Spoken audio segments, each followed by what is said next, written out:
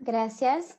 Hola a todos, muy buenas noches. Les saluda Fabiola Alberca. Soy miembro del Instituto de Estandarización de Laboral del Perú.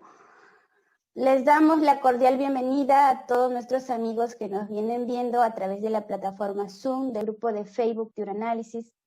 Continuamos con el curso internacional de uroanálisis que ya lo venimos desarrollando. El día de hoy tenemos un tema muy interesante que es citología urinaria, quien está a cargo del químico Carlos Martínez Figueroa. Ya ustedes lo conocen, ya nos dio una ponencia magistral.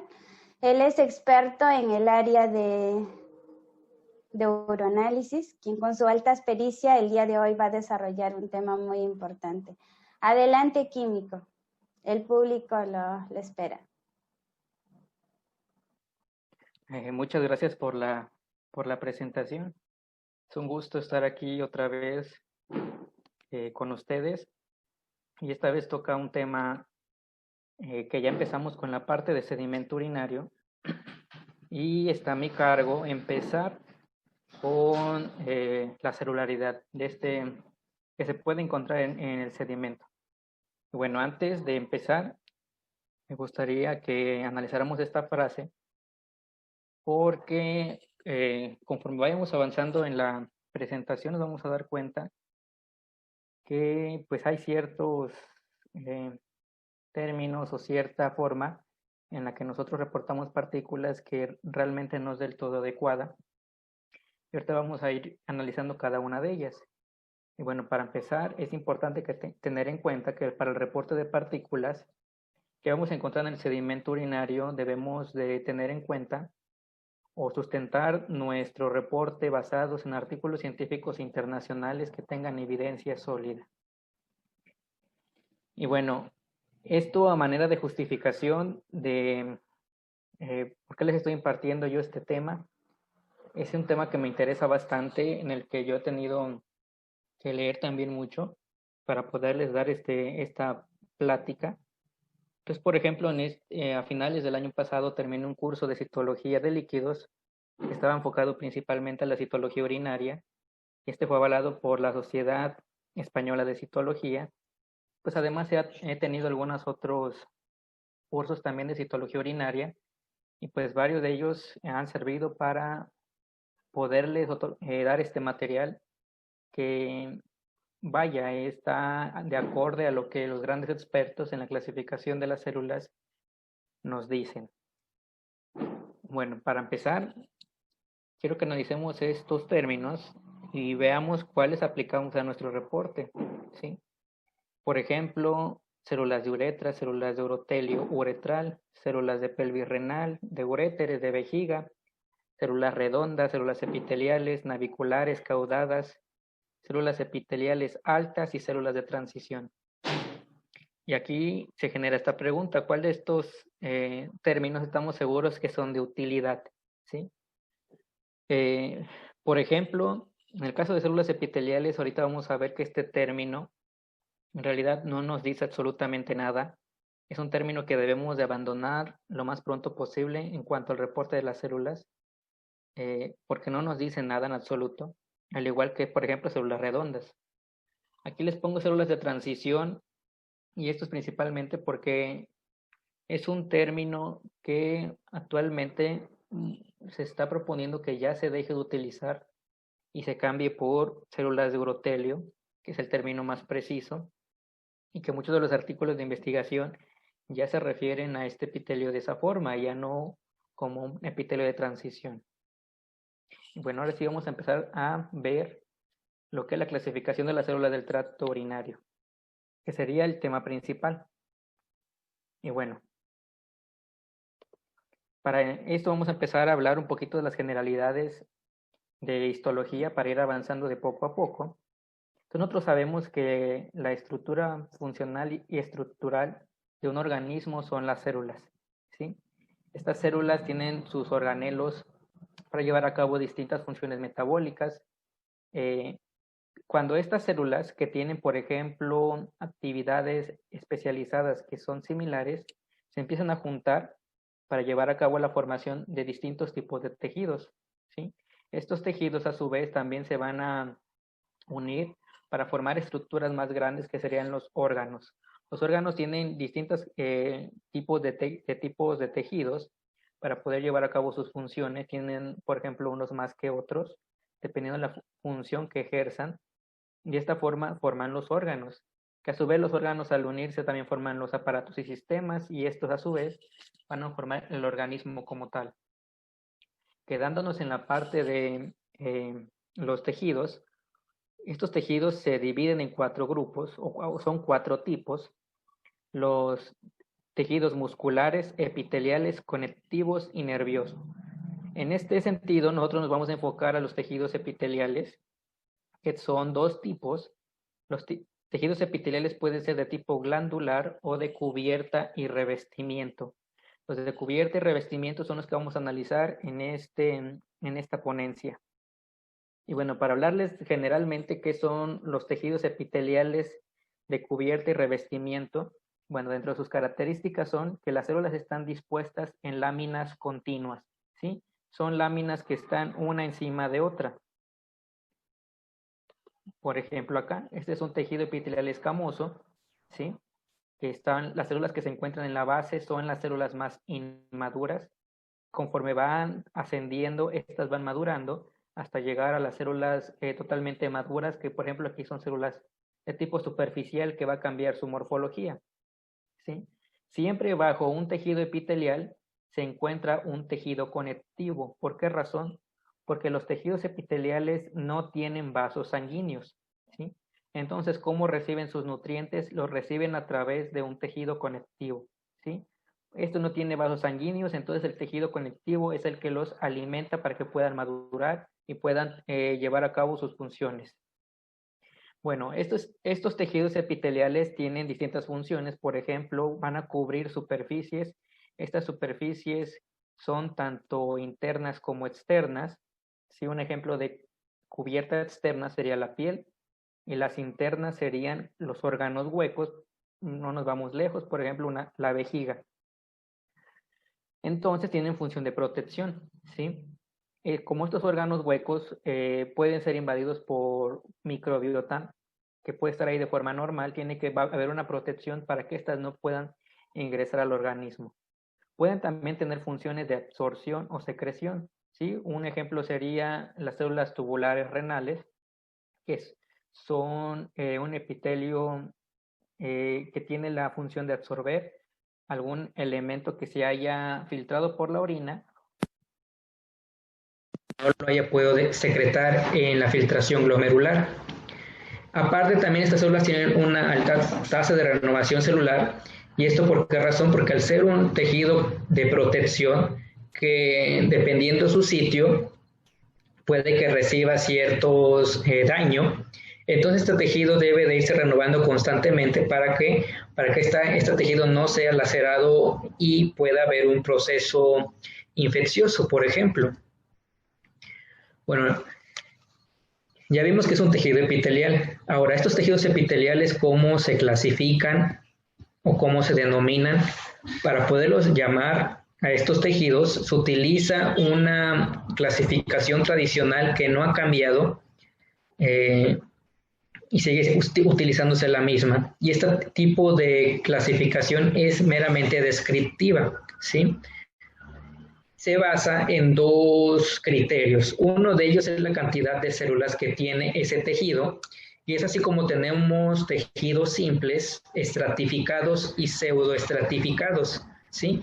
Un tejido que es tipo simple solamente tiene de espesor una línea de células, pero uno estratificado tiene distintos niveles de células, y un pseudoestratificado es aquel que pareciera que está estratificado, pero todas las células se unen a la base, ¿sí? A la membrana basal, perdón. Todas se unen a la membrana basal, entonces en realidad no está estratificado, sino que las células se encuentran en distintos niveles solamente. Ahora, el otro criterio es dependiendo la forma de la célula superficial, ¿sí? Que recordemos que es la más madura. Ahora, estas células pueden ser planas o escamosas, cúbicas, cilíndricas, y aquí faltaría adicionar una célula también de urotelio o de transición, como se llamaba anteriormente. Entonces me regreso a esta diapositiva. Por ejemplo, este es un epitelio escamoso estratificado, tiene varios niveles de capas de células, ¿sí? Y siempre que vamos a clasificar un epitelio nos vamos a la parte superficial, que son las células más maduras. ¿Por qué razón? Porque si nosotros nos vamos a la membrana basal que se encuentra en las células maduras, inmaduras, estas tienden a ser de morfología muy similar en todos los epitelios, ¿sí? Células más o menos cúbicas. Entonces, si tomamos en cuenta solamente o tratamos de clasificar tomando en cuenta las células que se encuentran en la membrana basal, pues todos los tejidos epiteliales van a ser de tipo cúbico, la mayoría, ¿sí? Es por esta razón que debemos de checar las células superficiales para poder clasificar a este tejido epitelial. Ahora, hay ciertos tejidos que tienen un nombre en específico de acorde al sitio donde se encuentran, ¿sí? Por ejemplo, esto aplicaría para el endotelio, el endocardio, y el mesotelio. Entonces, si encontramos nosotros células en ese sitio, pues ya sabemos que se llaman de cierta forma. Estos tres tipos de tejidos son de tipo escamoso simple, pero por encontrarse en ese sitio tienen una denominación específica, vaya. Ahora, lo que sucede en otros sitios, se recomienda que no se llamen órgano específico, ¿sí? ¿A qué me refiero con esto? Vaya, que yo diga que cierto epitelio, cierta célula viene de cierto órgano, ¿sí? Y más si son células de descamación, ¿sí? O que no las haya descamado yo. Por ejemplo, yo no puedo decir que X célula es una célula de vejiga, o es una célula de uréter, o es una célula de pelvis renal, ¿sí? No puedo hacer eso y ahorita vamos a ver por qué razón. Principalmente es porque realmente no hay diferencias morfológicas que me ayudan a diferenciarlo, ¿sí? Pero ahorita más adelante vamos a platicar más sobre ello. Ahora, estos son todos los tipos de epitelios que se encuentran en el organismo, ¿sí? Escamoso simple, escamoso estratificado, no queratinizado o con queratina, cúbico simple, cúbico estratificado, cilíndrico simple, pseudoestratificado y estratificado, y el urotelio, ¿sí? Y ahora aquí les pongo con una flecha donde se encuentran estos tejidos en el aparato urinario. ¿Sí? Por ejemplo, un escamoso simple se encuentra principalmente en el glomérulo, la cápsula de Botman o el asa de Henle. El estratificado no queratinizado se encuentra en uretra y trígono vesical. El que tiene queratina se encuentra, por ejemplo, en la piel que recubre los genitales externos. Cúbico simple están los túbulos renales. Cilíndrico simple están los túbulos colectores. Y aquí lo pongo entre signos de interrogación porque realmente hay variabilidad en lo que nos dicen los expertos. Algunos nos dicen que es cúbico, mientras que otros nos dicen que es cilíndrico. El cilíndrico pseudoestratificado y estratificado se encuentra en uretra, ¿sí? Principalmente. Y el urotelio se encuentra desde pelvis renal a uretra proximal. Ahora, todos estos son tejidos epiteliales. Y aquí viene la razón por la que yo no puedo reportar células epiteliales nada más, ¿sí? Tal vez alguno de ustedes ha topado con un reporte que solamente dice células epiteliales y dice que son escasas, moderadas o abundantes. Pero aquí, ¿cuál de todos estos epitelios es? Esa es lo que yo debo de especificarle al médico. Porque si se dan cuenta, algunos epitelios sí se encuentran en un sitio en particular, ¿sí? Entonces vale la pena que nosotros debamos informarle al médico qué tipo de epitelio es, porque si le digo al médico qué tipo de epitelio es más probable que se enfoque en un sitio en específico para definir si el paciente tiene algún problema o no.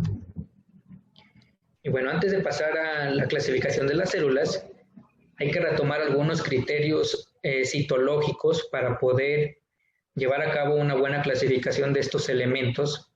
Entonces debemos utilizar estas reglas generales y las debemos de tener siempre presentes, ¿sí? Y en realidad para cualquier elemento Forme aplica muy bien en el caso del sedimento urinario.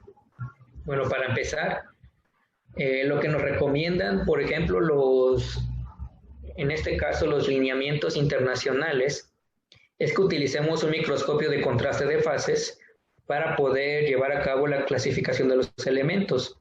Pero en caso de que yo no pueda utilizar un microscopio de este tipo, se recomienda que yo le coloque una tinción contrastante a mi sedimento. Esta tinción contrastante puede ser Steinheimer-Malvin o azul de metileno, o hay una variante de la tinción Steinheimer-Malvin que se llama Steinheimer nada más. Ahora, ya tengo mi tinción. Lo siguiente que debo de hacer es, por ejemplo, ya tengo mi preparación entre portaobjetos y cubreobjetos y ya la voy a analizar en el microscopio. Ahora, lo primero que yo debo de hacer es ver todo mi campos a 10 por, ¿sí? Toda mi preparación la debo de ver a 10 por para darme una idea de los elementos formes que se encuentran presentes, ¿sí? Porque recordemos que al pasarlo a 40 por, mi campo se reduce y entonces tengo menor oportunidad de ver ciertos elementos formes que se pueden encontrar en escasa cantidad, ¿sí? Una vez que ya vi de forma panorámica toda mi preparación a 10 por, ahora sí me paso a 40 para empezar a reportar los elementos, las células, los cristales, los microorganismos. En algunas ocasiones puede que sea necesario que yo tenga que echar una visualización de la estructura más detallada, entonces puedo observar hasta en 100 por, ¿sí? Le coloco una gotita de aceite a mi cubreobjetos, encima del cubreobjetos, y ahora sí lo paso a 100 para observar mayor detalles de los elementos. Ahora, hay una cosa que no se nos debe de olvidar y es que las células que se encuentran en líquidos, por ejemplo algún líquido biológico o la orina en este caso, son estructuras tridimensionales, ¿sí? Entonces estas células van a variar su forma dependiendo cómo se posicionen. Y no son estructuras en 2 dimensiones como lo que sucede, por ejemplo, en un extendido sanguíneo, ¿sí?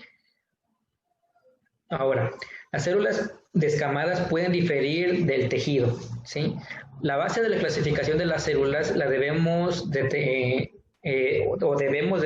tener en cuenta que la base para poder clasificar es histológica, ¿sí? ¿A qué me refiero con esto? Que debo de ver el tejido para más o menos entender cómo se ven esas células. Pero hay que también tener en cuenta que estas células pueden diferir, ¿sí? Una cosa es que estén en su tejido recibiendo nutrientes, por ejemplo, en un ambiente propicio para que ellas puedan sobrevivir. Es diferente a lo que sucede cuando una célula se desprende y empieza a tener interacción, por ejemplo, con la orina, ¿sí?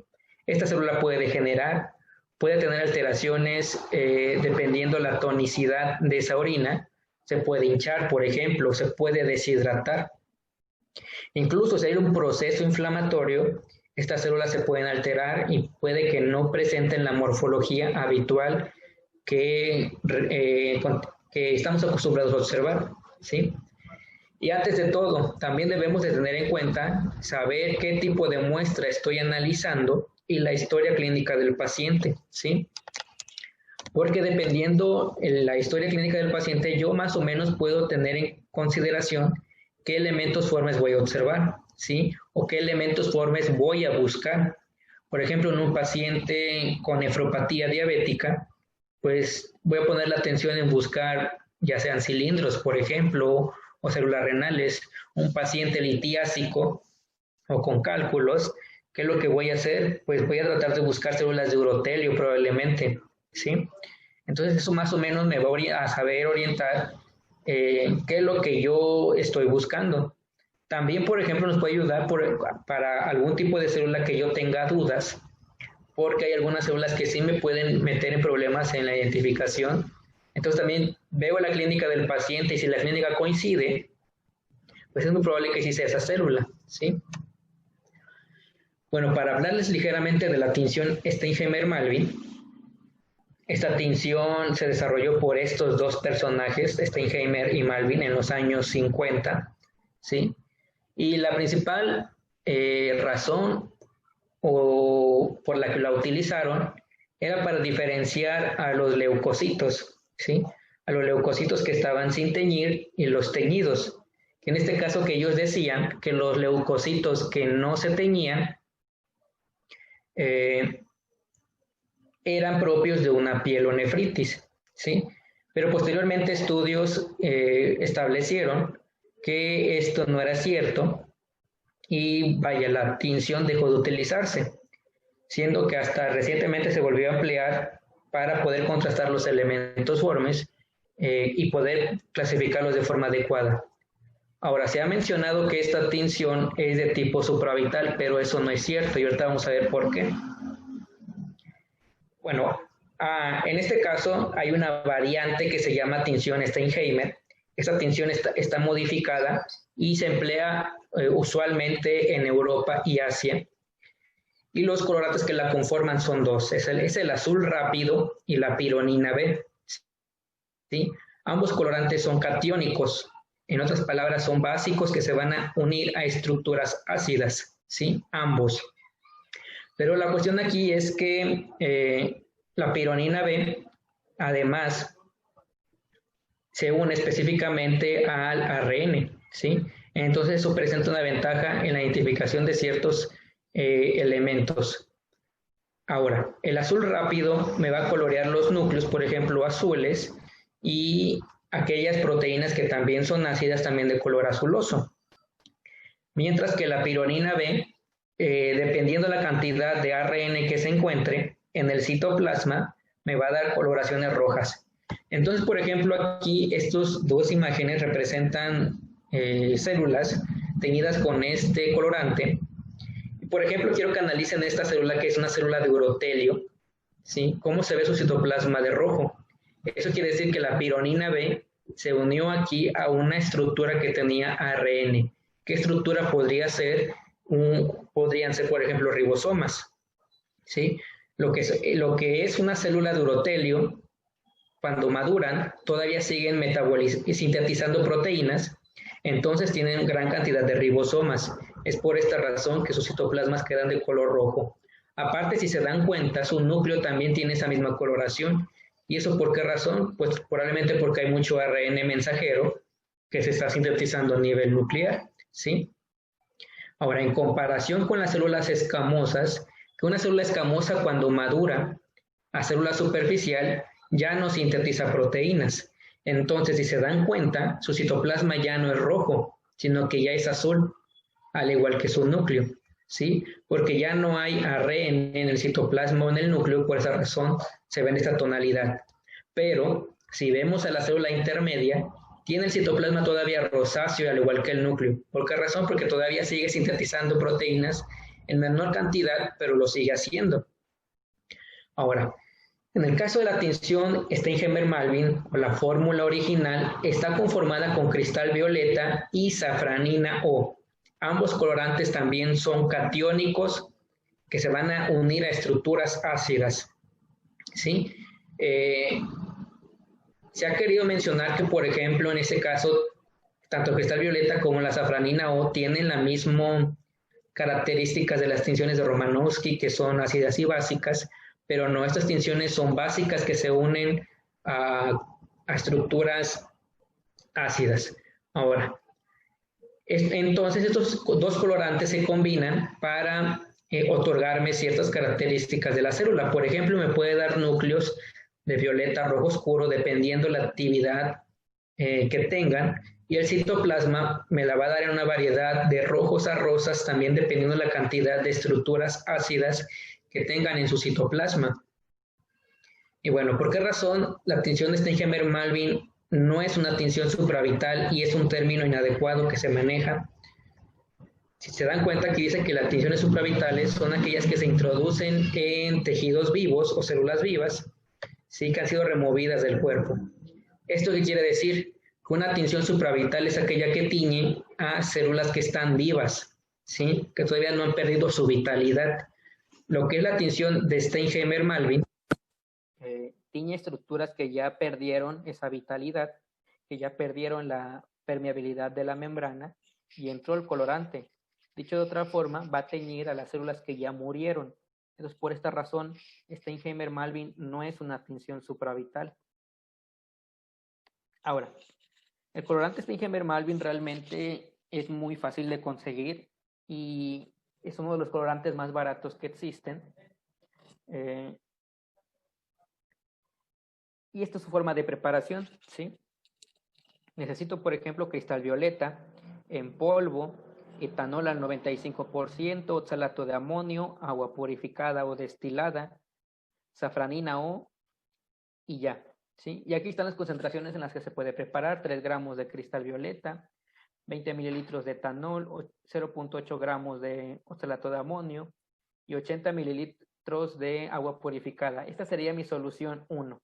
La solución 2, que sería safranina O, en una concentración de 0.25 gramos, con 10 mililitros de etanol y 100 mililitros de agua purificada. Para preparar la tinción Steinheimer-Malvin, voy a mezclar estas dos soluciones. ¿Cómo lo voy a preparar? 3 partes de la solución 1 y 97 partes de la solución 2, ¿sí? Se mezcla, se filtra y se utiliza. Es una tinción muy estable, realmente es muy raro que precipite. Y si precipita, continúa funcionando. Pero, por ejemplo, en el caso de la tinción de Steinheimer, la que está compuesta de pironina B y azul rápido, si no mal recuerdo, esa solución dura aproximadamente un mes y si se precipita ya no sirve, ¿sí? Es una tinción que te otorga imágenes más mejores, pero sí es muy inestable. Ahora, se pueden utilizar los colorantes que yo tengo en mi tinción de Gran o en mi kit de tinción de Gran, que por ejemplo en este caso la única diferencia aquí es que el cristal violeta está al 2% y el cristal violeta que yo utilizo para la tinción Steinheimer-Malvin está al 3%, pero pues realmente también lo puedo utilizar para poder preparar mi tinción. Ahora, en este caso, como les había comentado, la tinción Steinheimer-Malvin va a teñir a las células que ya perdieron su vitalidad o que ya murieron. Entonces esto me hace entender cuando una célula si todavía está viva o está muerta. Cuando la célula está viva, se encuentra sin teñir, ¿sí? Porque recuerden que tienen esa membrana que es semipermeable, que no va a dejar entrar al colorante. Conforme la célula va perdiendo su vitalidad o va entrando el colorante, puede tener colores azulosos, por ejemplo, hasta que teñirse completamente, y esto indicaría que la célula ya murió, ¿sí? Ahora, tiene importancia clínica reportar si la célula está viva o está muerta. Pues hasta el momento yo no he encontrado algún estudio que diga que sí tenga validez reportar este parámetro, ¿sí? Solamente es un dato interesante para saber. Entonces, por ejemplo, aquí, esta imagen son células de urotelio, que algunas están teñidas, ¿sí? Eso indica que ya murieron, y estas apenas están adquiriendo coloración, que todavía se encuentran vivas. Aquí igual, esta célula todavía se encuentra viva, y las demás ya murieron porque ya les entró el colorante. Y aquí lo mismo, ¿sí? Las células que no se tiñeron todavía no han perdido su vitalidad, y las que ya se tiñeron ya la perdieron. El siguiente punto es que las células son estructuras tridimensionales. Entonces, recordemos que una célula tiene 3 caras, ¿sí? La cara basal, que está dirigida hacia la membrana basal, ¿sí? La cara superficial, que está dirigida a la superficie de un órgano hueco o a una superficie. Y la cara lateral, que queda, en este caso las caras laterales, son las que se encuentran unidas a las otras células, que están al lado, ¿sí? Ahora, aquí les pongo un ejemplo de una célula cilíndrica, que aquí lo pongo como un cilindro, ¿sí? Ahora, si esta célula cilíndrica se acuesta en el portaobjetos, por ejemplo acá, imaginemos que aquí abajo está un portaobjetos y esta célula, al poner yo la gotita en ese portaobjetos, se acostó, ¿sí? O sea, se acostó de su cara lateral. Lo que yo voy a observar en el microscopio va a ser una estructura, en este caso rectangular o cilíndrica, ¿sí? Porque voy a estar viendo la superficie lateral. Pero si esta célula cilíndrica, al poner la gotita de orina en mi portaobjetos, quedó de pie, como aquí, la célula no la voy a observar cilíndrica o rectangular en este caso. ¿Cómo la voy a observar? Voy a observar el contorno de la superficie, ¿sí? Ya sea apical o basal. voy a observar este contorno y lo que voy a ver va a ser una célula redonda, como aquí, porque estoy viendo esta parte, ¿sí? Entonces, dependiendo cómo se acomoden, es como las vamos a observar. Y es así como se generan estas dos distribuciones de las células cilíndricas.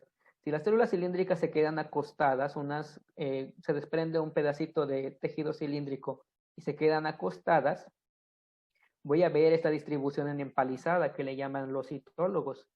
Pero si estas células cilíndricas quedan de pie, ¿sí? Yo voy a observar su superficie nada más.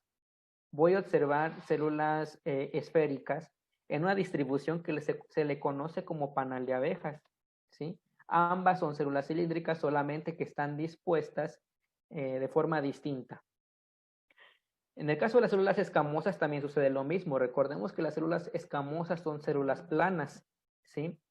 Entonces, si nosotros vemos a la célula plana escamosa de su cara lateral, vamos a observar una célula fusiforme, que es como se ven los tejidos histológicos, ¿sí? Pero si observamos desde arriba las células, o sea, su superficie, voy a observar una célula que es de tipo plano con muchos lados, ¿sí? Entonces aquí están los ejemplos. Esta es una distribución en empalizada, son células cilíndricas, y esta sería en panal de abeja. Todas son de tipo cilíndrico. En este caso, esta distribución de panal de abeja, si se dan cuenta aquí en la parte superior, se encuentra una célula cilíndrica que fue la que nos dio la pauta de saber que estas son de tipo cilíndrico. Esta también es una célula que la estamos viendo de su cara lateral y se trata de una célula escamosa, ¿sí? Y esta la estamos viendo desde su superficie, ¿sí? Que va a ser una célula plana. Entonces, en este video les represento lo que les acabo de mencionar para que lo entiendan un poquito mejor.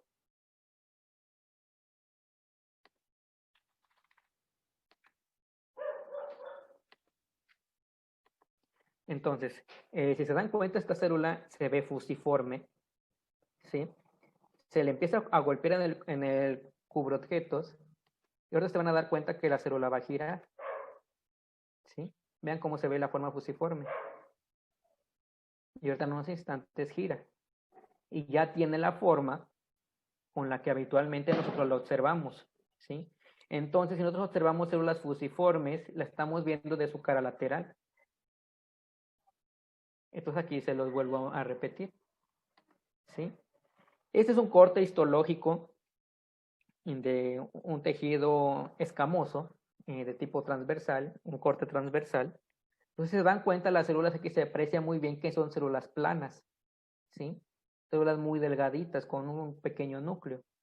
Entonces es lo mismo que nosotros observamos en el sedimento urinario cuando lo estamos viendo de la cara lateral, ¿sí?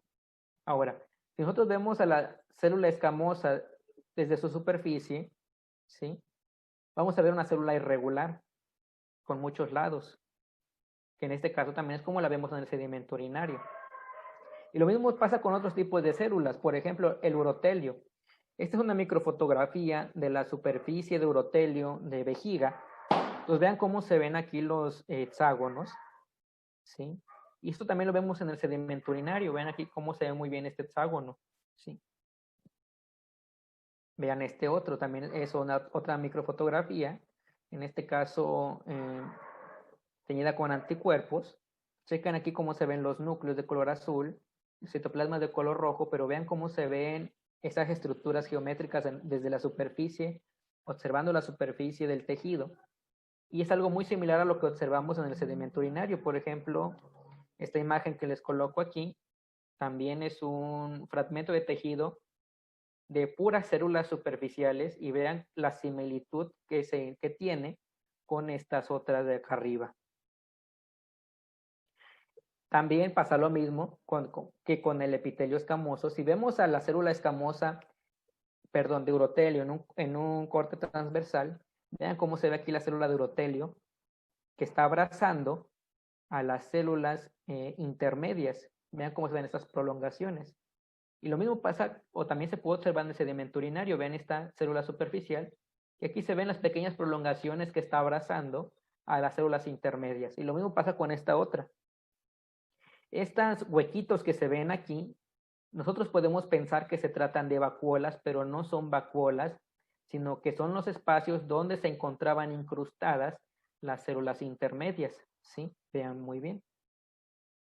Ahora, ¿qué criterios debo de tomar en cuenta para identificar las células? Bueno, debo de checar tanto citoplasma como núcleo. En el caso del citoplasma debo de ver la forma del citoplasma, qué textura tiene, si es una textura gruesa, delgada, si es granulosa o es lisa. Debo de observar si tiene alguna estructura adicional, por ejemplo, tiene cilios, tiene microvellosidades, tiene alguna inclusión, algún gránulo, por ejemplo.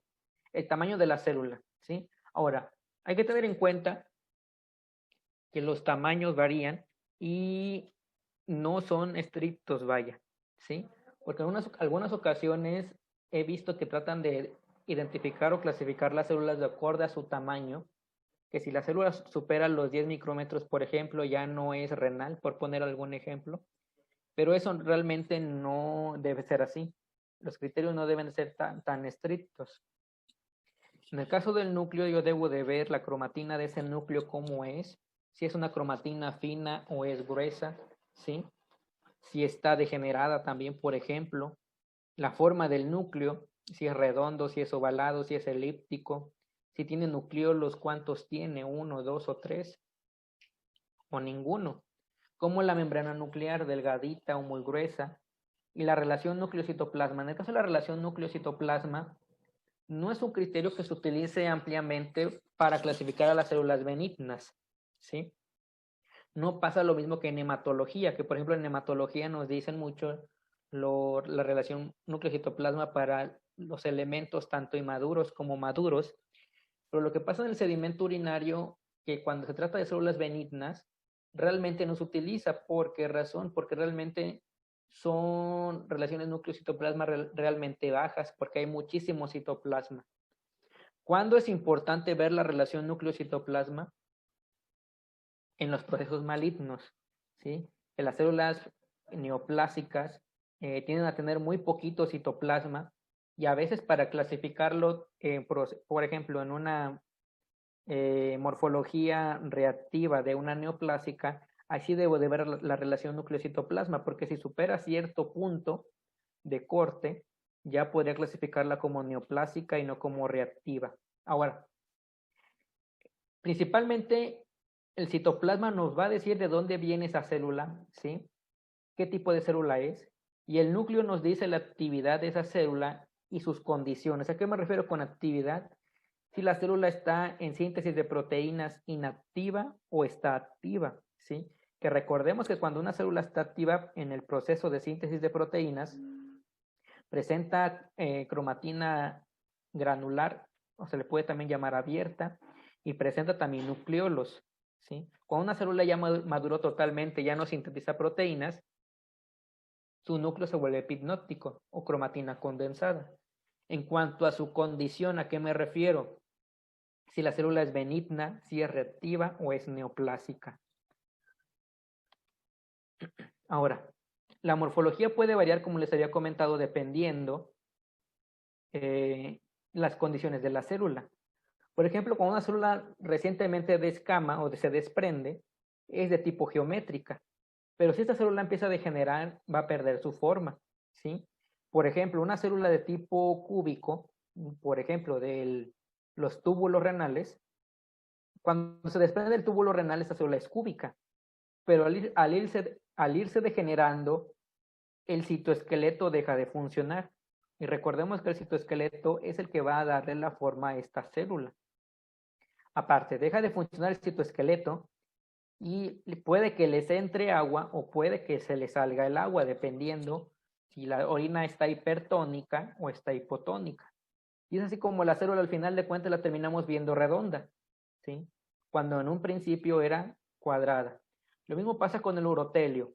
El urotelio realmente es muy raro que se deforme, en este caso por degeneración, y más si la muestra la vemos rápidamente, ¿sí? Porque tiene, aparte del citoesqueleto, las proteínas que tienen la superficie, que son las uroplaquinas, también son otra de las características que no permite que se deforme mucho la célula cuando descama. Pero al momento de degradarse o de dejar de funcionar este citoesqueleto y también al entrarle agua, esta célula se vuelve redonda, ¿sí?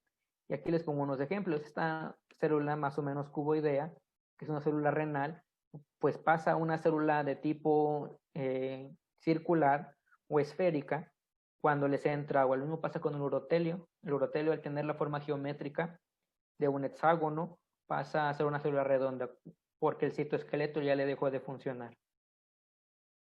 Bueno, ahora sí vamos a empezar a hablar de algunas células, ¿sí? Y bueno, para esto, esta presentación se basa principalmente en estos 3 libros que son de citología.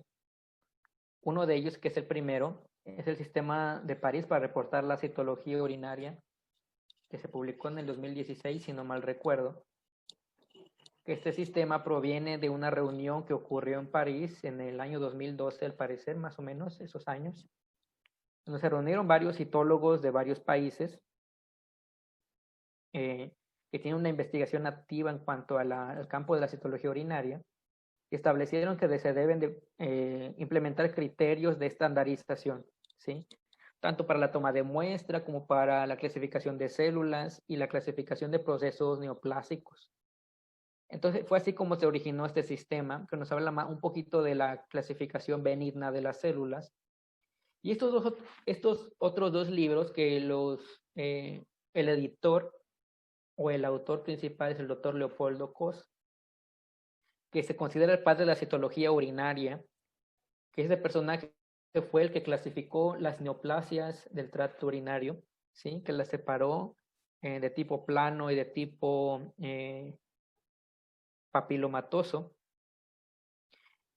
Él las diferenció y él se considera el padre de la citología urinaria. Su investigación se basó principalmente en este tipo de citología. Este libro del medio lo publicó en 2012, que justamente en ese año también murió, y este otro lanzó varios volúmenes, y el último fue en 2005, si no mal recuerdo. Y bueno, en este pequeño esquema les trato de explicar brevemente cómo es la clasificación de los epitelios en el aparato urinario, ¿sí? Comenzando desde arriba.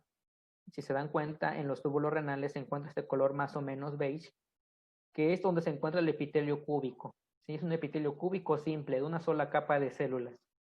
En el color naranja, desde los cálices menores, mayores, pelvis renal, uréteres, vejiga y uretra proximal o prostática, se encuentra el urotelio, ¿sí? Anteriormente llamado epitelio de transición. El epitelio cilíndrico aquí de color rojo se encuentra en la uretra masculina principalmente en una gran proporción, y el epitelio escamoso se encuentra en el meato urinario de los hombres y en la mayor parte de la vejiga, de la uretra femenina, ¿sí? Esta es más o menos la distribución de las células, y ahorita la vamos a ver a detalle. Comenzamos desde abajo hacia arriba. Comenzamos con la uretra. Entonces, en el caso de la uretra tiene una distribución heterogénea de epitelios dependiendo del sexo, ¿sí? Dependiendo del género de la persona. Y también incluso dependiendo de la edad y también entre personas puede diferir nuestro epitelio. Ahorita vamos a ver por qué. Esta es la distribución que ya les había comentado. En la uretra prostática y en la uretra proximal en las mujeres hay urotelio. Posteriormente, en el caso del sexo masculino, lo que sería uretra membranosa, pasando por la uretra esponjosa hasta la uretra navicular, hasta la fosa navicular, hay un epitelio cilíndrico que puede ser estratificado o pseudoestratificado. Ya en la parte terminal de la uretra hay un epitelio escamoso en los hombres. En el caso de las mujeres, desde la uretra media hasta la distal, es un epitelio escamoso, pero ahorita vamos a ver que hay variaciones. Ahora, una de las variaciones, por ejemplo, en las mujeres ocurre que hay un cambio de epitelio escamoso a cilíndrico. ¿Y esto cuándo ocurre? Cuando la mujer pasa la menopausia. Porque recordemos que cuando pasa la menopausia, las mujeres dejan de producir, en este caso, las hormonas, progesteronas y estrógenos. Y en el caso de los estrógenos son los que llevan a cabo la maduración del epitelio, ¿sí? Entonces, al dejar de producirse los estrógenos, el epitelio deja de madurar y es un epitelio totalmente inmaduro que deja de tener su función, ¿sí? Es por esa razón que las mujeres menopáusicas tienden a tener mayor infección o mayor cuestiones de irritación. Entonces, en el caso de la uretra, se ha observado que cuando una mujer pasa la menopausia, el epitelio es cambiado de un epitelio escamoso a un cilíndrico, ¿sí? Entonces, ahí llega un punto en el que en el sexo femenino, cuando ven su orina, deja de tener células escamosas o la población reduce. ¿Y esto por qué razón? Porque probablemente está siendo reemplazado ese epitelio escamoso por uno cilíndrico. Entonces, aquí hablando un poquito más a detalle, por ejemplo, esta es es la vejiga. Es la vejiga, aquí se encuentra la desembocadura de los uréteres, ¿sí? Y la uretra. Ahora, esta zona triangular que les presento a continuación se le llama trígono vesical, ¿sí? Está delimitada por, en este caso, por la desembocadura de los uréteres y por la uretra preprostática, ¿sí? Entonces, a partir del color morado inicia lo que sería la uretra. Ahora, en este sitio, en la vejiga, ya sabemos que hay urotelio. Pero, por ejemplo, hay reportes que dicen que en la parte triangular, que es el trígono vesical, en algunas ocasiones llegan a encontrar epitelio escamoso, ¿sí? En el caso de la uretra preprostática y la uretra prostática como tal, hay urotelio. Y regresando, en este caso a los hombres, en la uretra distal, ¿sí? Esto ya sería el meato urinario, el orificio de salida de la uretra. Está ya la parte muy distal. Aquí se encuentra la fosa navicular, que es una zona distendida, y lo demás sería uretra esponjosa. Entonces, chequen aquí la variabilidad de epitelios que hay, ¿sí? En la uretra esponjosa, como les había comentado, hay un epitelio cilíndrico. Pero según algunos estudios han visto que en la parte distal, proximal de la fosa navicular, que sería esta de aquí, esta es la parte proximal de la fosa navicular, también hay epitelio cilíndrico. En la parte distal de la fosa navicular, ahora sí, ya empieza el epitelio escamoso. Pero aquí hay una cosa muy curiosa del epitelio escamoso, que se encuentra en el meato urinario masculino. La primera parte, que es esta zona que les pongo aquí de color un poquito más fuerte, es un epitelio escamoso estratificado que no está cornificado y que tiene glucógeno, ¿sí? Es un epitelio glucogenado.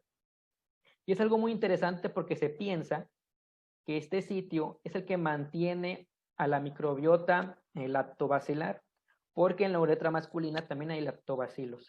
Y se cree que estos se alimentan del glucógeno de las células de esta zona, ¿sí? Posteriormente, ahora sí, cambia de un epitelio glucogenado a uno que no tiene glucógeno y posteriormente, un milímetro antes de terminar, en este caso, el orificio, hay un epitelio escamoso estratificado que tiene queratina. En este pequeño sitio que está aquí, que mide aproximadamente 1 milímetro, hay un epitelio cornificado. Ahora, si encuentran células escamosas en un paciente masculino, es probablemente que no eliminó el primer chorro de la orina. Por aquí les estoy poniendo que el epitelio escamoso se encuentra en la desembocadura, ¿sí? Entonces, si el paciente masculino no eliminó este primer chorro y no se limpió esta parte, y yo encuentro células escamosas en la orina, es muy probable que no haya eliminado este primer chorro y se contaminó de las células escamosas que se encuentran aquí. Es probable, ¿sí? Y le digo que es probable porque ahorita vamos a ver que el epitelio escamoso se puede encontrar en otros sitios, no nada más en uretra. Incluso si encuentro células cornificadas, hay que pensar primero que puede que sea una contaminación del meato urinario, ¿sí? Entonces aquí les pongo algunas referencias bibliográficas de lo que les acabo de mencionar. Por ejemplo, rápidamente, en la uretra prostática hay urotelio, en la uretra membranosa hay epitelio cilíndrico o columnar, en la esponjosa también hay epitelio columnar y de forma distal ya hay escamoso estratificado. En las mujeres principalmente hay epitelio de transición y posteriormente hay un epitelio escamoso. Y en esta otra parte prácticamente dice lo mismo. Pero aquí hay un pero, ¿sí?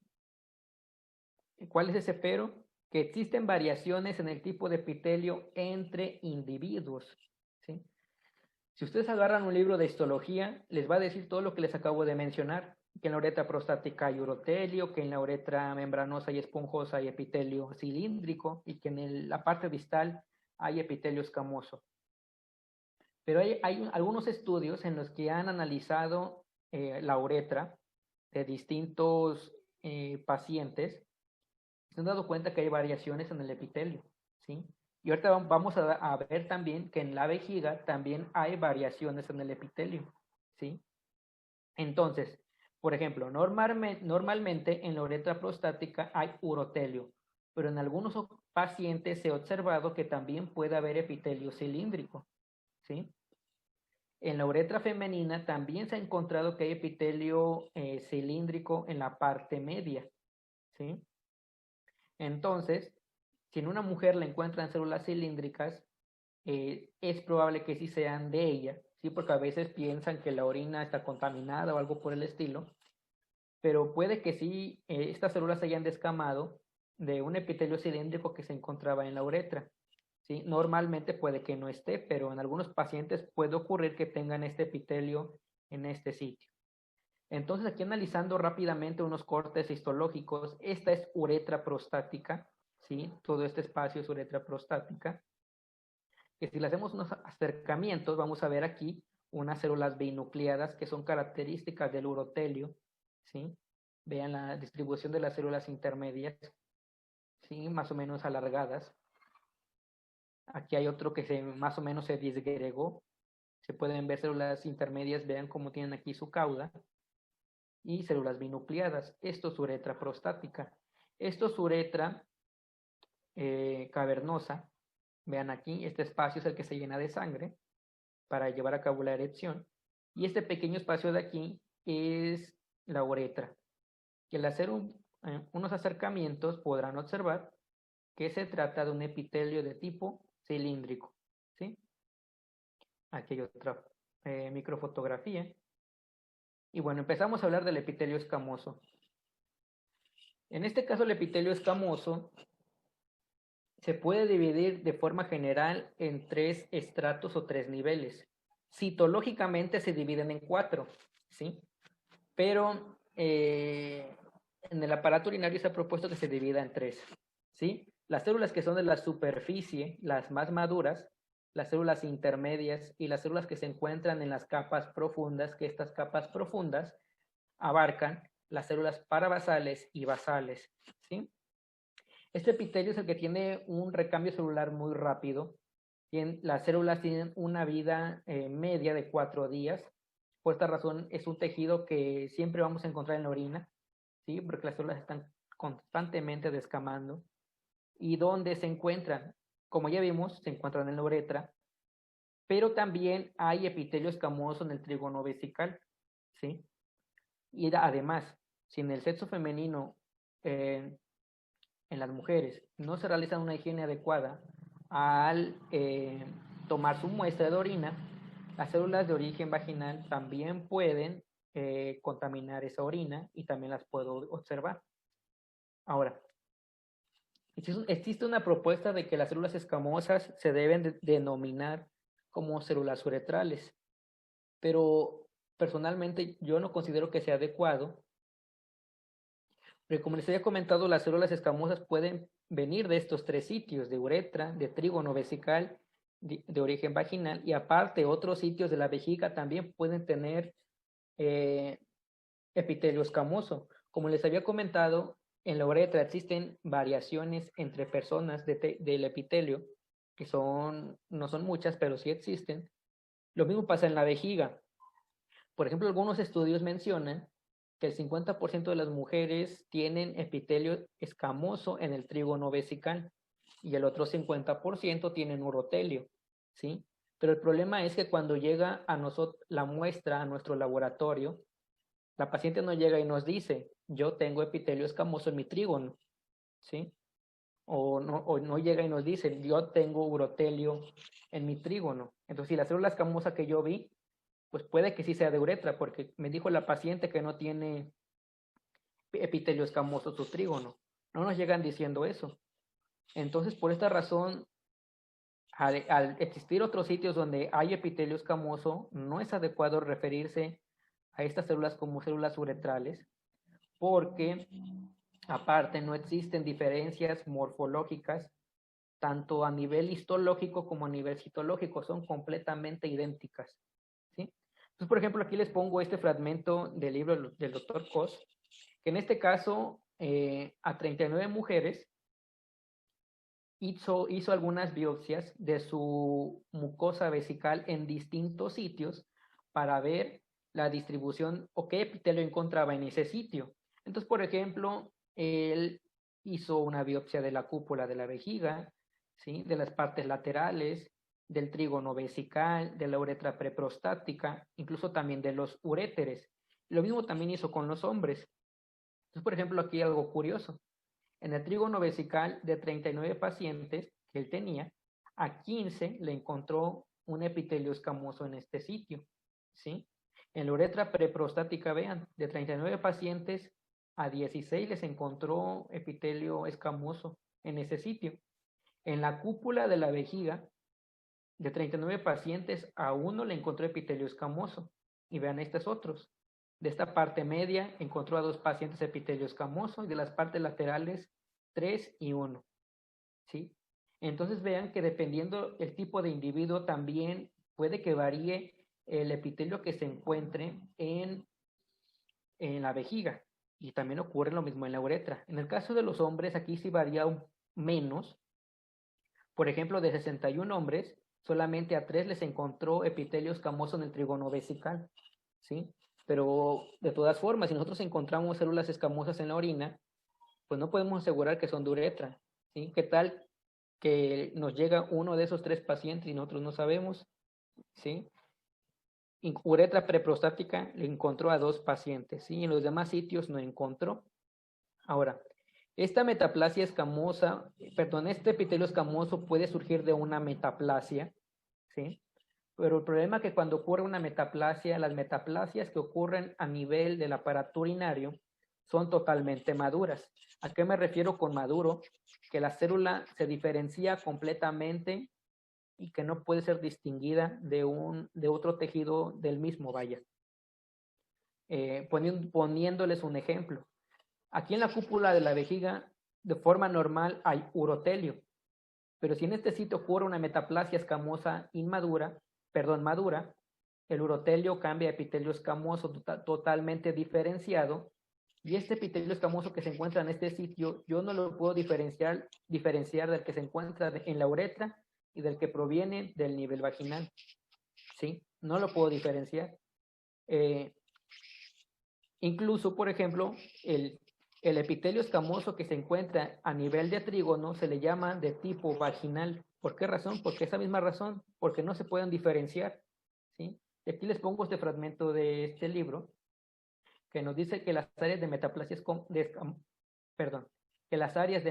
escamosa bien diferenciadas, cuando se exfolian estas células no se pueden distinguir de aquellas células que se descaman de los sitios de donde normalmente sí hay un epitelio escamoso. Ahora, el urotelio tiene el epitelio escamoso tiene un cambio de maduración dependiendo del estado hormonal, porque les recuerdo que su maduración depende de los estrógenos, ¿sí? Entonces, por ejemplo, una mujer en edad fértil, que los estrógenos se encuentran de forma cíclica, en algunos puntos se encuentran muy elevados y en otros no bajos, pero se encuentran más bajos, ¿sí?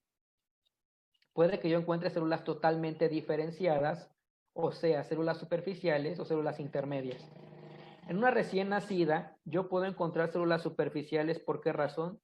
Porque tiene las hormonas circulándole de la madre. En el momento que esas hormonas desaparezcan, el epitelio escamoso de esta niña se va a atrofiar, que es la atrofia fisiológica que ocurre en las niñas y en la senectud, ¿sí? Entonces, al disminuir la síntesis de esos estrógenos, que algunas puede que disminuyan y en otras puede que completamente desaparezca, las células dejan de madurar y se pueden quedar en células intermedias o parabasales, ¿sí? En el embarazo, por toda la cuestión hormonal que existe, hay una intensa descamación de células. Entonces, ustedes que tendrán mucha experiencia en eso, que cuando les llega una orina de una mujer embarazada está llena de células escamosas, ¿sí? Por ejemplo, acá lo que les mencionaba, en una mujer, en este caso en edad reproductiva, su ciclo es, en algunos, hay una proliferación muy alta cuando hay, en este caso, un pico de estrógenos, que es a mitad del ciclo hormonal, pero por ejemplo, al comienzo del ciclo, que están un poco bajos, y al final, que también bajan los niveles de estrógenos, las células no maduran completamente y se quedan en estadios intermedios. Este otro ejemplo de acá, ¿sí? Vean aquí. El tejido maduró hasta células superficiales cuando la acción hormonal es muy buena. Pero cuando la acción hormonal está ausente, vean que las células no maduran y quedan en parabasales y basales pequeñas, ¿sí? Como aquí. Entonces, por ejemplo, si ven un sedimento de este tipo, que estas células de acá son células profundas, escamosas o parabasales, este es un sedimento que es muy representativo de una mujer que ya pasó la menopausia, ¿sí? O de una niña, ¿sí? Y ahora sí describir un poquito las células. Las células superficiales, que son las más maduras, llegan a medir de 40 a 80 micrómetros, pudiendo alcanzar hasta los 80 micrómetros. Se define su forma de citoplasma como poligonal, tiene muchos lados y eso le da una apariencia irregular. La textura del citoplasma es más o menos homogénea de tinción débil. La relación núcleo-citoplasma es baja. ¿Por qué razón es baja? Porque tienen muchísimo citoplasma. El núcleo es ovalado, pequeñito, ¿sí? De aproximadamente 4 micrómetros. La cromatina está totalmente condensada, que se le denomina como cromatina pipnótica.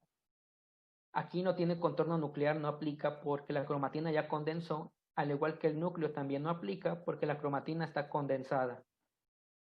Entonces, por ejemplo, acá es una con tinción Steinheimer-Malvin, pero aquí les pongo un ejemplo de una célula escamosa superficial en contraste de fases. Ven que aquí el núcleo no tiene más o menos elíptico, pero la cromatina está condensada, bordes irregulares, ¿sí? Y aquí sin tinción y en microscopía de campo claro. Sí cuesta un poquito de trabajo diferenciar las células con microscopía de campo claro, sin tinción. No es imposible, pero sí cuesta un poquito de trabajo. Y si la célula tiene alguna alteración morfológica, más trabajo me va a costar identificarla o más trabajo para poderla diferenciar. Entonces la de aquí arriba es una célula superficial, ¿sí? Vean su núcleo pipnótico pequeño, citoplasma homogéneo. Y la de abajo es una célula intermedia. Las células intermedias presentan las mismas características que las anteriores, solamente que son más pequeñas, de 15 a 60 micrómetros. El citoplasma es el mismo en características. Lo que cambia aquí es el núcleo, ¿sí? El núcleo aquí ya es ovalado, ya mide el doble, 8 micrómetros. La cromatina es granular fino. Pareciera que tiene puntitos dentro del núcleo, ¿sí? Eso se le llama granular fino. El contorno del núcleo es delgado y no presenta nucleolos, ¿sí? En algunas ocasiones puede que presente una línea que atraviese ese núcleo o que no lo atraviese, que se le llaman o se le conocen como invaginaciones, y eso es completamente normal, no significa ninguna patología. Estas son células intermedias vistas en microscopía de contraste de fases. Vean su núcleo que ya es más grande, ovalado. La cromatina granular fino. Vean que el citoplasma es similar al de una superficial. Solamente lo que va a cambiar principalmente es el núcleo. Y estas son células intermedias en microscopía de campo claro sin tinción. Y se pueden distinguir más o menos bien. Vean aquí cómo se ven sus núcleos. Y este incluso aquí tiene una invaginación. Las células profundas, que les había comentado que abarcan tanto las parabasales como las basales. E incluso fíjense que los libros de citología cervicovaginal, que son los que se encargan principalmente de las células escamosas, Muchos de estos libros no hablan de las células basales porque mencionan que es casi imposible que nosotros las podamos encontrar, ¿sí? Es casi imposible que las encontremos porque el epitelio escamoso es muy grueso, ¿sí? Es demasiado grueso. Y para llegar a la capa basal tienes que arrancar todo el tejido. Aparte de que las células son muy similares a un linfocito, las células basales, muy similares a un linfocito, solamente que son un poquito más grandes.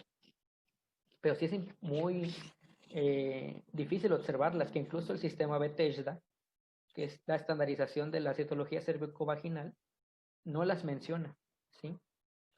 Las células profundas miden de 12 a 30 micrómetros, su forma es ovoide. Su citoplasma es un poquito más grueso porque estas células están sintetizando proteínas. ¿Para qué? Para convertirse a una célula intermedia. ¿Sí? Es un poquito más grueso, la tinción es más fuerte que las anteriores, la relación núcleo-citoplasma sigue siendo baja, ¿sí? El núcleo redondo ovoide, la cromatina granular fino, contorno nuclear delgado, y en algunas ocasiones puede que yo encuentre algún nucleolo en estas células, no es raro. Vean, estas son células profundas de urotelio, esta todavía está viva. Estas están más pequeñas porque son células todavía más inmaduras que la que está aquí. Aquí está otras. Vean, son células profundas. En este caso son parabasales principalmente. ¿Sí? Vean, aquí están otras. Y es aquí que les mencionaba que hay que tener en cuenta la bibliografía actual para poder clasificar a las células. Porque estas células, por muchísimos años, incluso en la actualidad, se clasifican como células de transición, ¿sí? O también las llegan a clasificar en células redondas. Pero ahorita vamos a analizar este punto.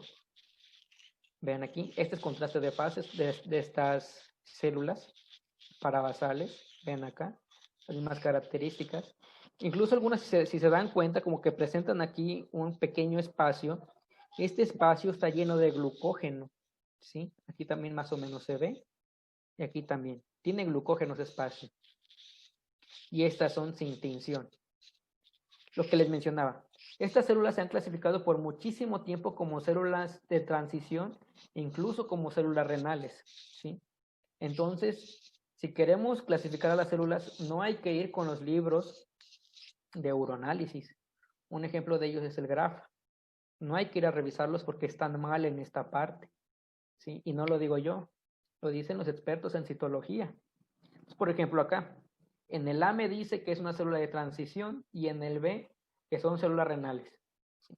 Ahora, quiero que se graben bien estas formas y quiero que la comparen con esta, con estas de acá, con estas de aquí. ¿Sí? Son las mismas. Incluso esta de aquí, la que ellos dicen que son de transición, y esta de acá, la que es renal. ¿Sí? Este también es de Graf. Vean acá. Las células dicen que son renales, pero no son renales, son profundas, escamosas. Y vean incluso este otro. Este es Strasinger, 2014. Vean acá. Este clasifica muy bien las células de aquí. Dice que son células epiteliales escamosas. Efectivamente lo son. Pero estas otras de acá dice que son de transición. Pero quiero que comparen el núcleo con estas de acá, el citoplasma con estas de aquí. ¿Cuál es la diferencia entre una y otra? Que solamente estas están redondas, ¿sí? Estas también son células escamosas, solamente que son más inmaduras que las de acá. Por esa razón siguen estando redondas, ¿sí? Ahora, ¿cómo les hago creer que lo que les estoy diciendo es cierto? Pues para esto vamos a ver el sistema Bethesda, que es la estandarización del reporte de la citología cervical.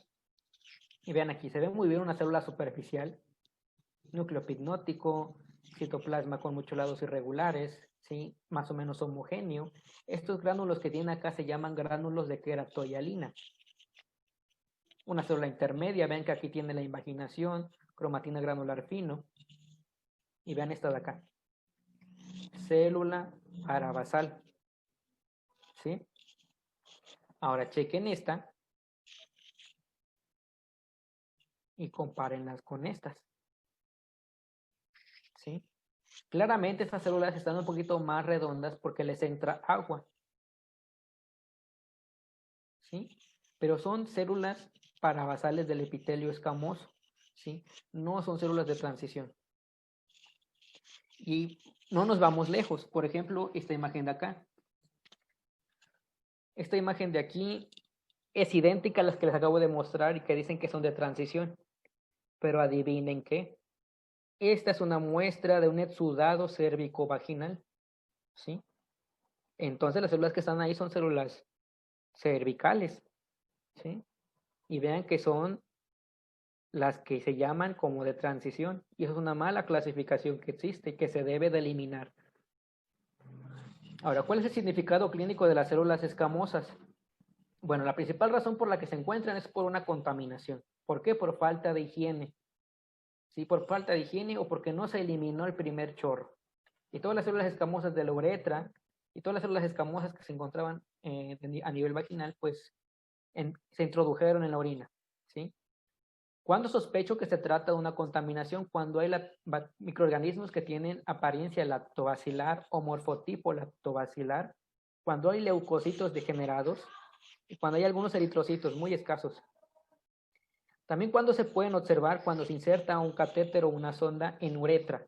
¿Sí? Al introducir una sonda a nivel de uretra es un proceso abrasivo que claramente va a arrancar tejidos.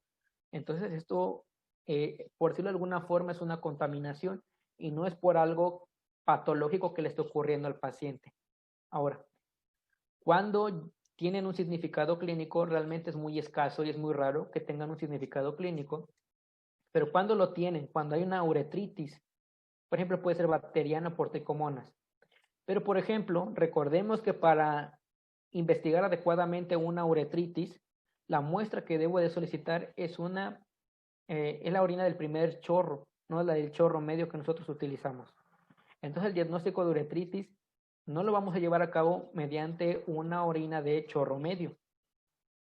Cuando un cálculo pasa por la uretra, arrancando también tejido. O cuando hay un tratamiento estrogénico, por ejemplo, para cáncer de próstata, o cuando el paciente se va a someter a un cambio de sexo. ¿Sí?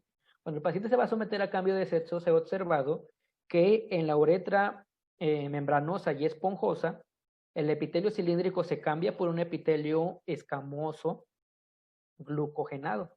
¿Sí? En estos pacientes, entonces, se observa gran cantidad de células escamosas. Ahora, hay ciertas variantes morfológicas del epitelio escamoso. Una de ellas son las células naviculares, que son células intermedias que tienen una vacuola de glucógeno, y esta vacuola de glucógeno hace que el núcleo se desplace a la periferia. Cuando se observan en el embarazo, en la menopausia, cuando hay alguna deficiencia hormonal. ¿Tiene algún significado clínico en el aparato urinario? No lo tiene. Estas son las células naviculares, es una célula intermedia, núcleo desplazado a la periferia, y este espacio que está aquí está lleno de glucógeno. ¿Sí? Ahora, quiero que chequen aquí estos microorganismos. Este es un morfotipo lactobacilar. ¿Sí? Si le hacen la tinción de Gram, es casi seguro que van a ser Gram positivos. ¿Sí? Y vean, si la tiño con Lugol, que recuerden que el Lugol tiñe glucógeno, aquí se tiñe el depósito de glucógeno que tiene esta célula intermedia. Ahora, esta célula se la ha querido llamar como navicular, que se ha propuesto que es una célula escamosa que se encuentra en la unión entre vejiga y uretra, y que esta célula se aplana cuando se llena, por ejemplo, la vejiga. Pero como les acabo de mencionar, esta célula no es una alteración morfológica o no es un tipo especial de epitelio, sino que la célula la estamos viendo de forma lateral. Si nosotros le pegamos al cubreobjetos, esta célula va a girar y la vamos a observar como normalmente se ven. ¿Sí? No es una alteración morfológica. Ahora, otras serían las células cornificadas, células escamosas cornificadas. Estas células se les llega a denominar como células con núcleo fantasma. Son células que no tienen núcleo, pero que tienen un hueco donde se encontraba ese núcleo. Por esa razón se les llama células con núcleo fantasma. ¿Cuál es la razón por la que se encuentran en la orina? La principal es por una contaminación. Recuerden que 1 milímetro antes de terminar la uretra había un epitelio cornificado. Entonces, si no se elimina el primer chorro, va a haber células cornificadas en la orina, ¿sí? Otra razón, porque está contaminado mis portaobjetos y cubreobjetos, porque yo los lavé, y los lavé sin utilizar guantes. Y las células cornificadas que yo tengo en mis manos, se las introduje a ese portaobjetos, a ese cubreobjetos, ¿sí? Si yo ya eliminé estos dos, si yo ya descarté que sea una contaminación, si yo ya descarté que sea una contaminación de portaobjetos y de cubreobjetos, es muy probable que sea una metaplasia escamosa cornificada, es probable, ¿sí? Entonces las células se ven así. Vean que es la misma forma del citoplasma, pero no hay núcleo, ¿sí? Aquí otra igual, pero si se dan cuenta, aquí como que hay un espacio y es el sitio donde se encontraba ese epitelio, ese núcleo, perdón. Por esa razón se le llaman células con núcleo fantasma. Estas células pueden teñirse en algunas ocasiones muy débil, bueno, otras se puede teñir muy fuerte. Si ven acá, también son células cornificadas. Este no es un núcleo, ¿sí? Es el espacio donde se encontraba el núcleo, pero pareciera que sí es un núcleo verdadero. Es la misma muestra. Y aquí les comparo unas células que no están cornificadas. Esas son células intermedias. Y vean cómo está más grueso ese citoplasma. Incluso se ve hasta más liso. Y como que se alcanza a apreciar el sitio donde se encontraba ese núcleo. Ahora, por ejemplo, cuando las células cornificadas se encuentran de esta forma y con esta tinción, según lo que yo he observado, es que principalmente se trata de una contaminación cuando se ven así. Y aquí les presento este pequeño caso clínico. Este era un paciente que llegó al servicio de urgencias porque presentaba un dolor nefrítico, por lo que se sospechaba de una litiasis, ¿sí?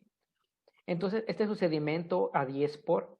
Vean que hay mucina, hay moco, aquí hay algunos eritrocitos, pero si se dan cuenta, hay una gran cantidad de estos elementos que están acá. Hay muchos. Al observar la preparación a 40 lo vimos así. Son células cornificadas.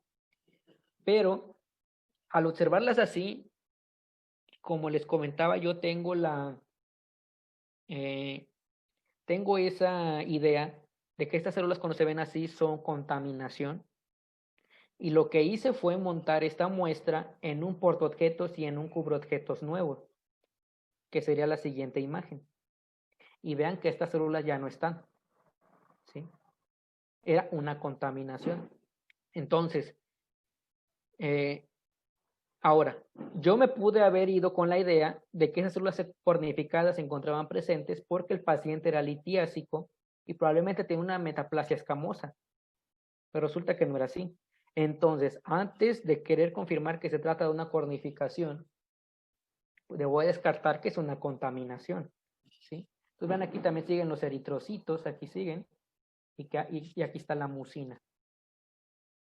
Ya para culminar esta parte, el epitelio cilíndrico, que puede ser estratificado o pseudoestratificado, como lo vimos, se encuentra en uretra, principalmente membranosa y esponjosa, en el caso de los hombres, pero en algunos pacientes puede también estar en uretra prostática, y en el caso de las mujeres también se puede presentar en algunas ocasiones en la uretra media, ¿sí?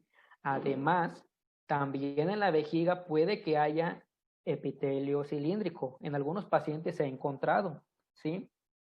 ¿Cuál es la función de este tejido? Claramente la protección, y también se ha observado que estas células sintetizan y secretan mucina, ¿sí? Tiene un recambio celular bajo, por esta razón es muy raro que lo lleguemos a observar en orina, es muy, muy raro, y aparte necesitaríamos analizar una orina de primer chorro para buscar estas células,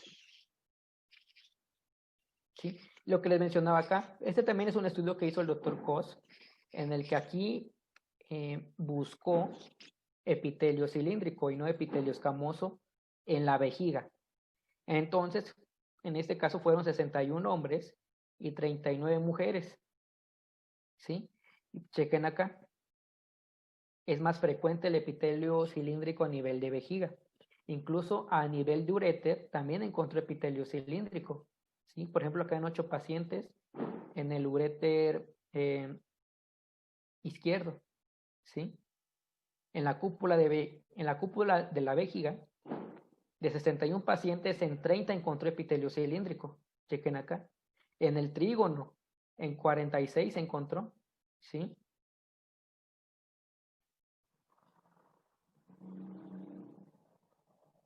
¿Cómo son las células cilíndricas? De largo, llegan a medir de 15 a 30 micrómetros y de ancho de 8 a 12 micrómetros. Tiene una forma más o menos rectangular, con mucha imaginación, o cilíndrica, ¿sí? O incluso en forma de lágrima cuando tienen una prolongación citoplasmática.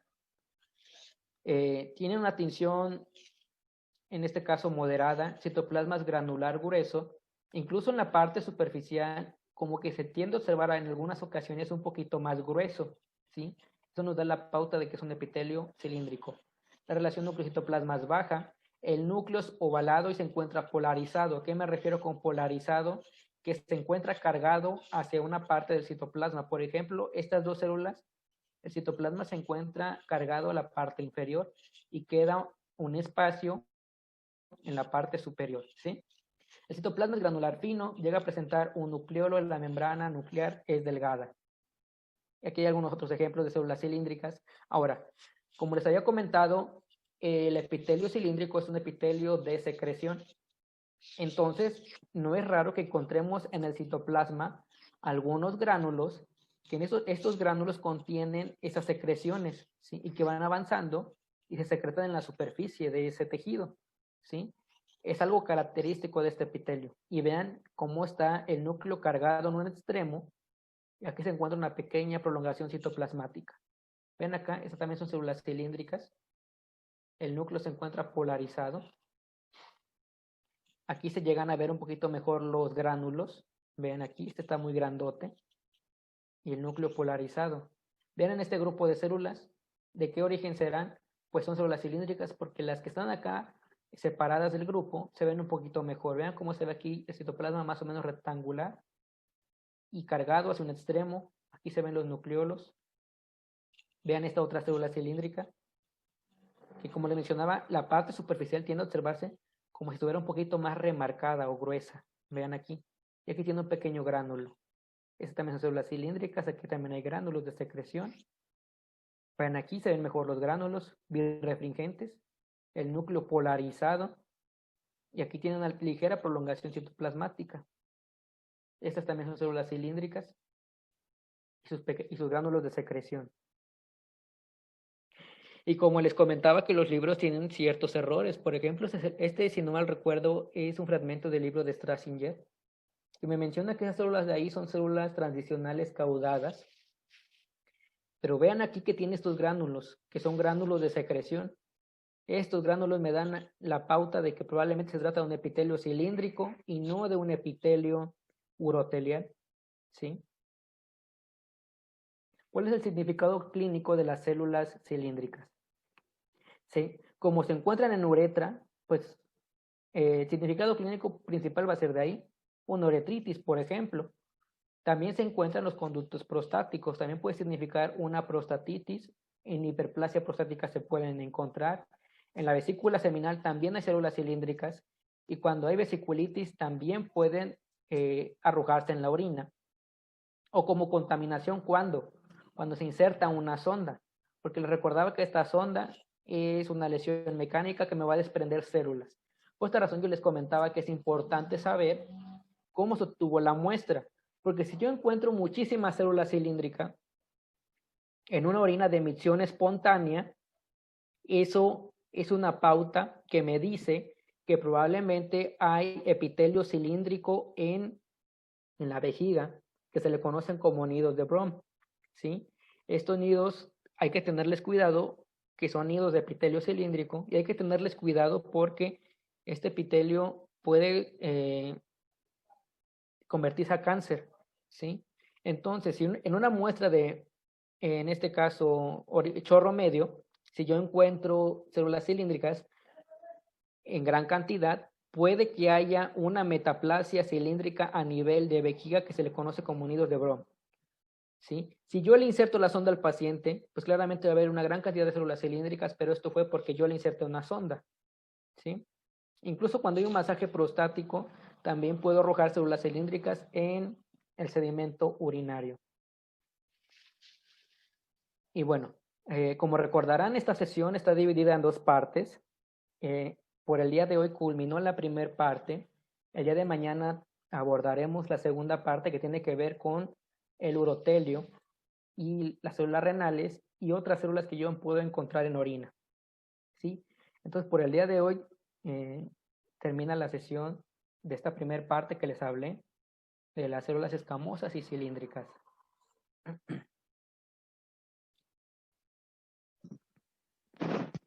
Muchísimas gracias, químico. Por favor, doctor Amílcar, si nos puede apoyar con las preguntas. Claro que sí, muchísimas gracias, químico Carlos, por la excelente presentación, muy completa, muy valiosa toda esa información que nos comparte. Bueno, voy a dar paso a la lectura de las preguntitas. Fiorella consulta desde Chile, ¿es necesario diferenciar las células, tanto escamosas como del urotelio, en superficiales y profundas? Eso lo vamos a analizar en la siguiente sesión, pero para adelantarlo, en el caso del urotelio sí, porque en el caso del urotelio me puede decir, no es normal encontrar células profundas. Entonces, esto me puede indicar que el paciente está teniendo un proceso traumático, está lesionando el epitelio, y entonces sí es importante que yo diga que hay células superficiales y hay células profundas, que en este caso algo abrasivo las arrancó. Para el epitelio escamoso, hasta el momento yo no he encontrado justificación para reportar a las células en superficial, intermedia y basal, ¿sí? Porque lo que nos dicen algunos autores es que como las células superficiales, intermedias o basales se van a presentar dependiendo el estímulo hormonal, ¿sí? Entonces, si la mujer es atrófica, pues claramente va a tener células profundas y no necesariamente va a significar una patología. En algunas ocasiones en mujeres en edad fértil también se pueden encontrar sin que tengan algún significado clínico. Entonces, hasta el momento yo no he encontrado una justificación para reportar a las células escamosas como superficial, intermedia y profunda. Pero sí es importante tener en cuenta que son células escamosas por la razón que les acabo de mencionar, para no confundirlas con otro epitelio, ¿sí? Haciendo un resumen, las células de urotelio sí se deben de reportar en superficiales y profundas, y las escamosas, hasta el momento, yo no he encontrado evidencia que me indique que sí lo deba de hacer. Muchísimas gracias. Con otra pregunta de Eric Rafael. ¿Es relevante para el médico reportar las células naviculares, aun cuando se consideren contaminación? No, no, como les comentaba, no tienen significado clínico. Incluso a nivel de citología cervicovaginal tampoco tienen significado clínico. No se reportan, ¿sí? No se deben de reportar, no tienen significancia. Pasando a otra pregunta, Sergio pregunta, ¿qué tipo de células puedo encontrar en pacientes sospechosos de alguna enfermedad prostática? Prostática. En estos pacientes podemos encontrar ya sea células cilíndricas o células prostáticas como tal, células glandulares prostáticas, que la vamos a tocar la siguiente sesión. Pero aquí hay algo que también les quiero hacer hincapié, y es que el hecho de que el paciente tenga un problema prostático no significa que se va a ver reflejado en la orina, ¿sí? Porque muchas veces se encuentran en el parenquima de la próstata y claramente no pueden llegar esas células a la orina como tal. Por esa razón, en muchas ocasiones, lo que se llega a hacer es realizar un masaje prostático para que esas células se movilicen a los conductos prostáticos y de esta forma llegar a la orina, ¿sí? Por esta razón, cuando se va a hacer un cultivo de Cuando se sospecha de una prostatitis, se hace un masaje prostático para que el elemento llegue y yo lo pueda visualizar, ¿sí? Porque si no es así, es muy raro que alguna patología prostática se refleje a nivel de orina. Muchísimas gracias. Otra consulta de acá de Judith Palomino es cómo identificar si las células del sedimento son células renales y no confundirlas con células basales. Voy a dejar pendiente esta pregunta porque la siguiente sesión se va a tratar sobre eso. Voy a explicar lo más amplio que pueda las células renales y las pautas para no confundirlas con las demás que son basales. Muy bien. Fiorella Agleri consulta si las células redondas son escamosas profundas o alguna célula del urotelio tiene la misma morfología. Anteriormente, o lo que se recomiendan algunos libros, es que cualquier célula redonda pequeña se reportaba así, células redondas. La cuestión es que esas células redondas entran lo que son las células escamosas profundas, las células de urotelio profundas y las células renales. Entonces, cuando nosotros reportamos células redondas, nos estamos refiriendo a sus tres epitelios, ¿sí? Y sí hay diferencias morfológicas que me ayudan a distinguirlos unos de otros, ¿sí? Vale la pena reportarlos, sí, porque cada uno representa una cuestión clínica distinta, ¿sí? Reportar células redondas se debe de abandonar, pero sí hay diferencias morfológicas. Ahorita analizamos la parte de las células escamosas profundas, pero mañana les voy a hablar sobre las células renales y de urotelio para que tengan los criterios para poderlas diferenciar. Ok, bien. Otra consulta acá de Fiorella Agleri es cómo se informa el epitelio cilíndrico, entra en la categoría de escamosa o de urotelio. En ninguno, porque es un epitelio totalmente distinto. En mi reporte, yo debo de colocar células escamosas, cilíndricas, urotelio y renales, ¿sí? Que son las que comúnmente se encuentran, ¿sí? Es un epitelio completamente distinto, se debe de reportar aparte. Pasando a otra pregunta, Marian Mendoza consulta ¿de qué manera se puede diferenciar una célula redonda del epitelio escamoso de una célula tubular o renal en caso de pacientes neoplásicos, no necesariamente del cáncer cervical? Las células, en este caso profundas del epitelio escamoso, sí tienen variabilidad morfológicas en comparación con las células renales, principalmente en el tamaño. Las células renales son muy pequeñas, ¿sí? Oscilan entre los 10 a 20 micrómetros, y que en este caso, aparte, tienen diferencias, por ejemplo, en la cantidad de citoplasma. Una célula renal tiene muy poquito citoplasma a comparación de una célula profunda de urotelio, escamosa. Una célula renal aparte, su citoplasma tiende a ser grueso, ¿sí? Más grueso que el de una célula profunda escamosa. Y el núcleo es característico que una célula renal tenga nucleolo y la membrana nuclear gruesa y aparte de que tiende a ser redondo, ¿sí? Esas son pautas para diferenciarlo de una célula, en este caso escamosa profunda, pero como lo vuelvo a comentar, mañana lo vamos a analizar mejor esta parte para que lo vean con ejemplos. Ok. Otra consulta de César es, en una infección de tracto urinario, ¿cuáles son las células abundantes sin que sea una contaminación? Ya no sea por la primera orina de la mañana. En una infección del tracto urinario, por ejemplo, una cistitis, es muy raro. Teóricamente, la célula que yo debería de observar es el urotelio, porque se encuentra en este sitio.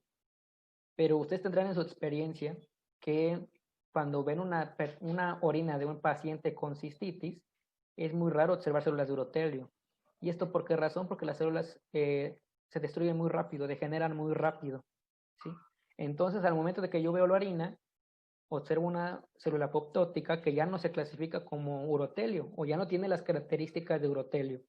Ahora, si la paciente tiene epitelio escamoso en su trígono vesical, pues claramente en la infección, en una cistitis, voy a observar células escamosas que tienden a ser un poquito más resistentes y es más probable que yo las observe. En el caso de una pielonefritis, como es a nivel renal, aquí sí es probable que yo encuentre células renales y cilindros de células renales, ¿sí? Pero en el caso de la cistitis es raro que yo encuentre urotelio. Y si lo encuentro va a estar mal conservado o degenerado. Muchas gracias, químico. Pasando a otra pregunta. ¿Tendrá algún significado clínico los halos nucleares que se forman en la célula del epitelio escamoso, ya que se ha observado en pacientes de 5 a 10 años de edad con infección del tracto urinario? Los halos perinucleares, bueno, en estas sesiones lo que voy a abarcar es morfología benigna. No me va a dar tiempo tocar la parte reactiva y neoplásica, pero los halos perinucleares es una alteración reactiva inespecífica. Inespecífica en el sentido de que varios microorganismos me la pueden causar, ¿sí? El halo perinuclear se forma cuando hay una disfunción del citoesqueleto que está alrededor del núcleo. Entonces, al degradarse ese citoesqueleto, se contrae todo ese contenido y queda un espacio hueco.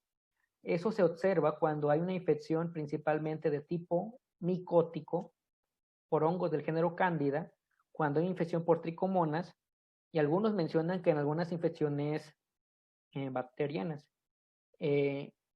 Vaya, es una expresión que tiene el epitelio de que está siendo agredido, ¿sí?